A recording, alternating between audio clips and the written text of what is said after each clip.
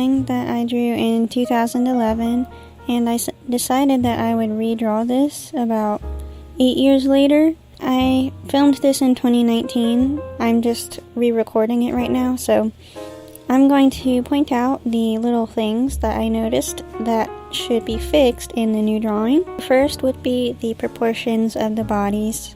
The bodies look very unproportional in comparison to the heads. Like they look very small and kind of compressed. And then the eyes are not the right shape for this angle. Since this is the profile angle, then the eyes should be a different shape. They would be more slanted because they should be at a different perspective. And then also the profile of the face looks smushed in. So you can see like there's not very much curve in his nose. His nose is very stubby and his chin goes back a lot. So that needs to be looked at, the shape of the profile. And then the hair. The hair is not really flowing. It doesn't look realistic. It looks like one big blob on top of their head with a few little strands coming out. There's not really individual strands of hair or any type of flow. So I'm going to try to fix those things in my newest drawing, and I will give you some tips as I draw. So I started out with a couple of circles, and that's usually how I start. So you have to keep in mind the position of the two characters in relation to each other. So they're pretty close to each other, and she's a little bit shorter than him. So I just placed the circles based on that, and that will become their head. And so I start with the profile of the face, and usually I start with the forehead and the nose. So the forehead is about the same placement as the circle, but then the nose comes off of the circle a little bit. The top part is pretty straight, the top part of the nose, and then it comes down and curves quite a bit, and then it curves out again to become a lip, the top lip.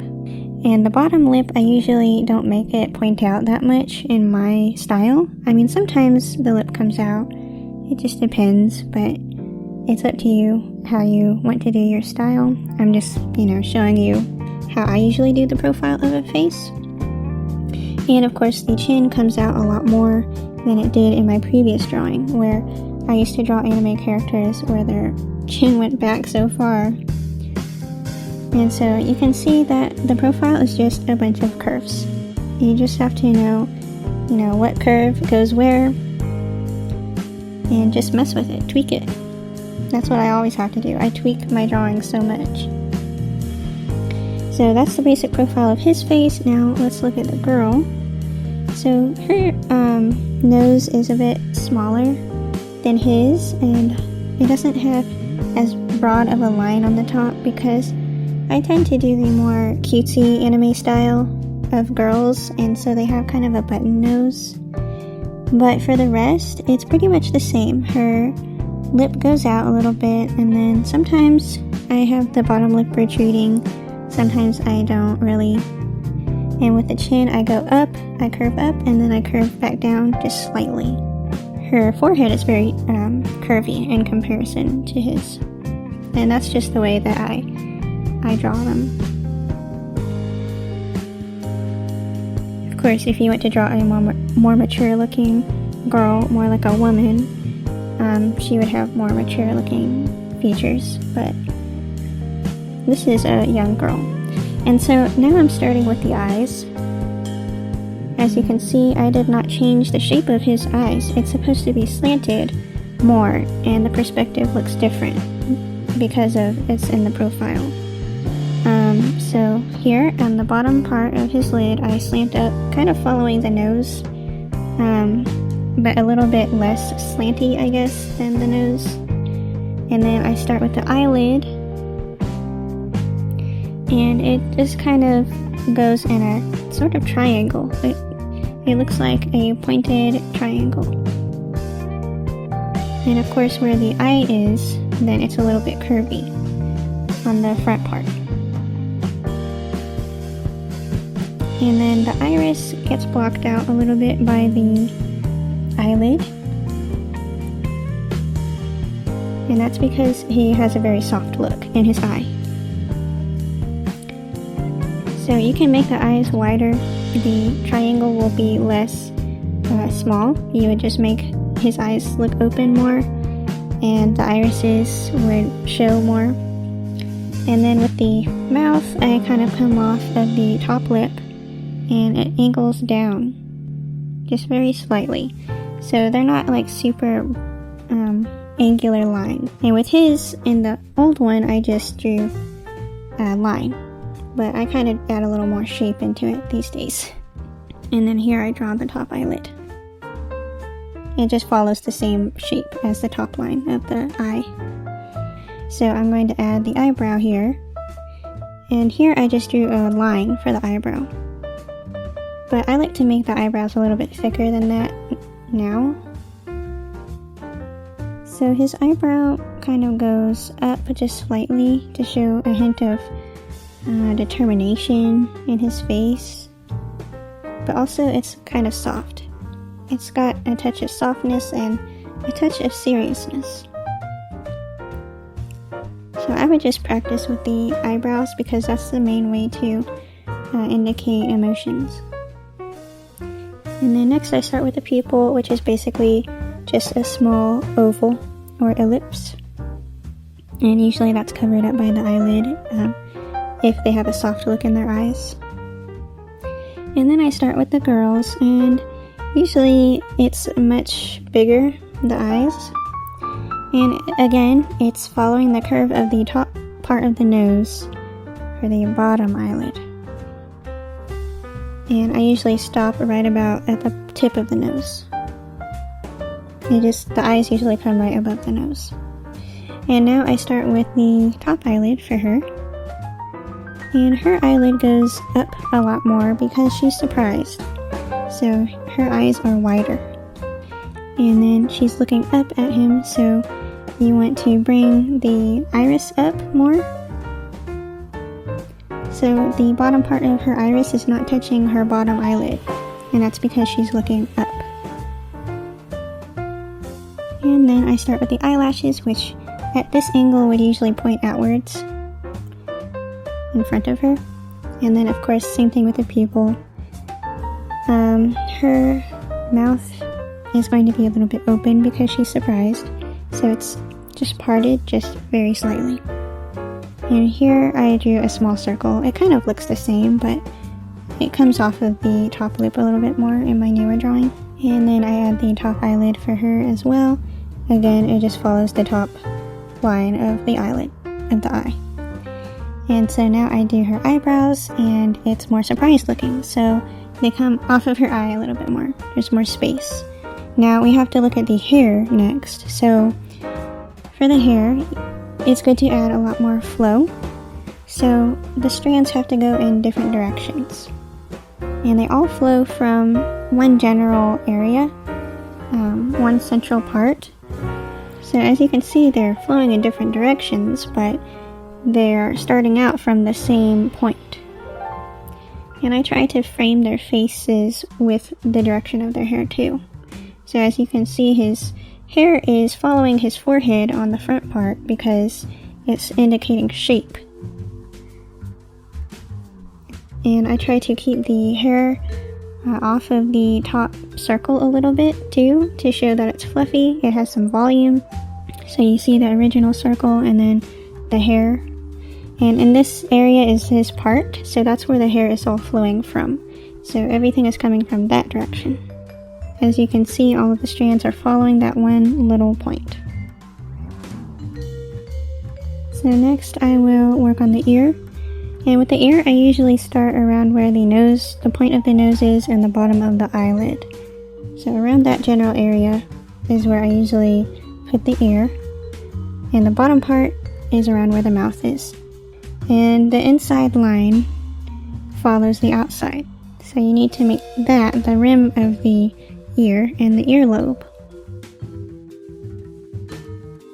And then up here I add that part, I don't know what you call that, that part of the ear, and then another circle which follows the same as the outside line. So there's a lot of the same kind of shapes in an ear. And I add one more curve right there. And then the jawline kind of comes down, and it doesn't meet exactly the bottom part of the neck, the bottom part of the chin. It kind of stops. And then I'm going to finish the back of the hair. So again, it comes off quite a bit from that main circle. It's showing a lot of volume. So I tried to make the head very round. That's just how I do my style. And then hair, of course, tucks up behind the ear and flows out. It looks a lot more natural and organic if you, have different waves of the hair. So let's look at the girl's hair, starting with the bangs. So the hair falls on top of her forehead, so we're going to follow the same shape of her forehead. So that way it looks like it's actually laying on the forehead and gives it some dimension. And then I try to make a longer strand coming out after the eye, because the bangs kind of frame the face. So it gets longer and longer until her hair is like regular length. And then same thing for the outside part. It comes off of the regular beginning circle. And then for long hair, I just make very long S shapes basically, if it's wavy hair. Of course, there's a lot of different types of hair too. Okay, so now I am working on the collar, and his collar in the picture was going over his face, so it's kind of coming up. So before that, I want to put the placement of the neck just to make sure I am putting things in the right spot. So I kind of make the neck, I don't even know how to describe the neck and the body really, since I'm not that good at drawing bodies myself. But basically the head is about the size of the chest, or the length of the chest. So now starting with the collar, like I said before, it comes up. He kind of has his collar like unfolded, kind of like a bad boy kind of look or something. And I'm not really sure how to describe what I'm doing here. So there's a lot of creases in the collar. I try to give it some flow so that it looks like it's not solid. And then it folds over itself a little bit. So just make sure that you add creases and folds in clothing. There's a lot of references you can use. And for her body, I bring the shoulder up because she's kind of tense. And it basically just looks like a giant C shape. And then her back kind of flows down too and goes inward. Over here, her body is very tiny and not very proportional. The way that her shoulder is especially. And then of course she has her chest, which comes out a little bit. And she is positioned kind of backing away a little. And he has his hand on her cheek. Hands are still pretty hard for me, so I'm kind of cheating here and like hiding his hand behind her cheek. So really I need a lot of practice with anatomy and proportions myself, but so far I've gotten better from what I was.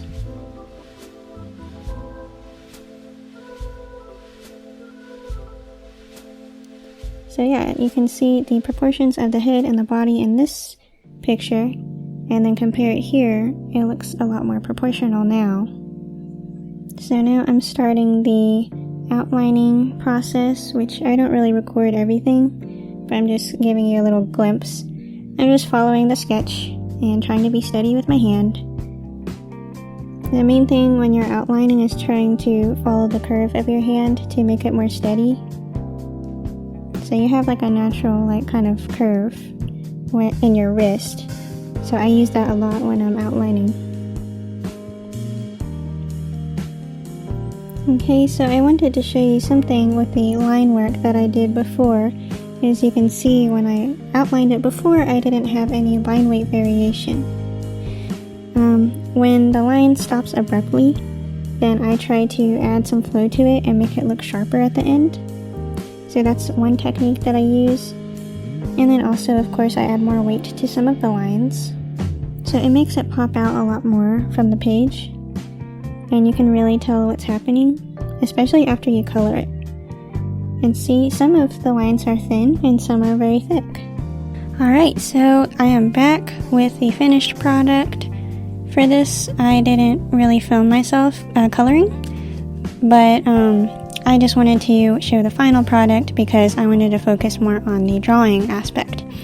So as you can see, I have improved, but the biggest thing is, learning from other artists or using references of real pictures and just practicing with your style.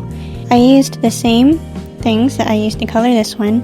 I used Copic markers and colored pencil, so same things are used for the coloring. And I hope you learned a little bit from this video. I've actually got a stand now and lights, so in my future videos I want to improve the way that my videos are filmed, because this whole video was actually filmed like a couple of months ago, and I'm just coming back with it because I never finished the drawing. I'm going to try harder to have better quality videos. I bought Premiere Pro, the video editor. I bought a stand and some lights, which I would like to upgrade at some point.